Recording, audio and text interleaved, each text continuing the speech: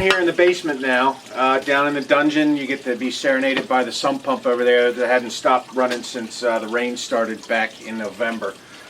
What I have here is a cut-off saw. It's a regular chop saw, and I installed a grinding wheel on it. It's a good abrasive wheel. Gives me a good clean cut on these blanks, so that we can get the pieces we need. So let me get this cut, and then we'll size her up and see how she's looking so far. So just like that, it's easy to give a nice clean edge. Here's the tip top that we have for it. The size 16 tip top fits perfectly. Very little wiggle at all, so we're going to be able to fit a lot of epoxy in there. And then for the butt section, we're going to get that cut, and then that's going to give us our working blank that we're going to use to build these stand-up tuna rods.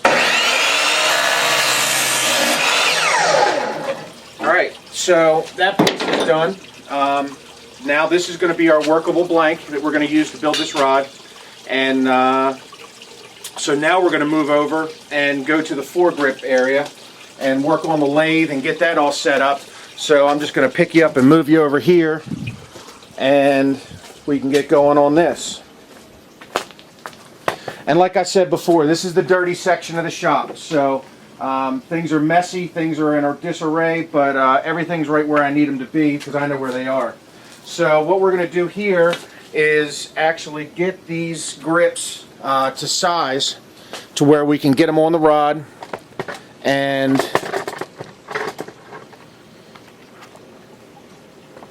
ream them out a little bit so that they fit. So what I have here is a Jet Mini lathe. This lathe is very good because what it does is it gives me the flexibility to be able to do all this stuff in a quick fashion instead of having to do it all by hand. So what we do is we turn that on, and I have an abrasive reamer on here, and all I'm going to do is open this up just a little bit so that I can get it a little bit further down the blank before I have it starting to stick. So I work these by hand, or by lathe I should say, and get them down to the point where it's going to go most of the way down the blank. Now keep in mind our unibutt section is going to be in this section up here where my left hand is. So the ferrule is going to be up to there. So what that does is it gives me this area right here.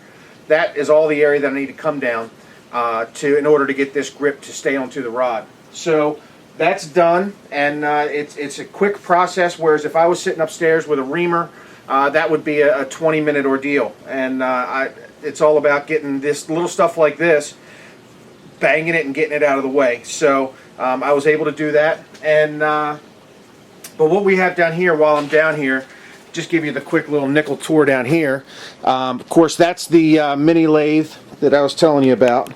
And this is great because it gives me the ability to do woodworking, metalworking. Then over here, in the very front of all that mess, you can see the lathe that I have down here for rods. That's actually where I do a lot of my gaff work, and putting a lot of the polyurethane finish on down here because it's drippy and messy. I put polyurethane over all of my tuna core grips so that they stay grippy and they don't weather, and they do very well. Then over here I've got my drill press, and my drill press is used for a lot of my metal drilling that I have to do. I drill out some holes, and I'll show you that in my unibutt ferrules. So this is the nickel tour of my dungeon. So we'll go back upstairs and get going up there in just a minute.